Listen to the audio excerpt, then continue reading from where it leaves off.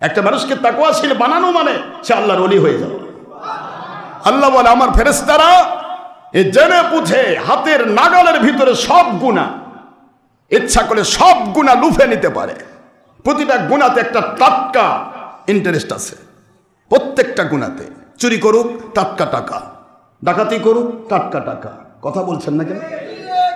যেটাই করুক প্রতিটা গুনাহতে তার নগদ একটা ইন্টারেস্ট আছে। কিন্তু প্রতিটা নেক আমলে নগদ ইন্টারেস্ট নাই, আল্লাহকে খুশি করার জন্য করতে হয়। আল্লাহ পাক আমার জীবন ভরা ইন্টারেস্ট দিয়ে ভরে দেবে, কিন্তু সেটা দেখা যায় না। গুনার ইন্টারেস্টটা দেখা যায়।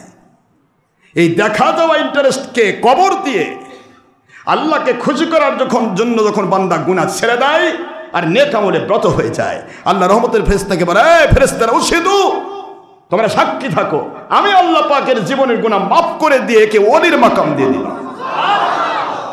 যত গুনার চারদিকে গুনাহ যত সহজ, ওলি হওয়া তত সহজ। আর যেখানে গুনাহ করার সুযোগই নাই সেখানে তো গুনাহ করবেই না।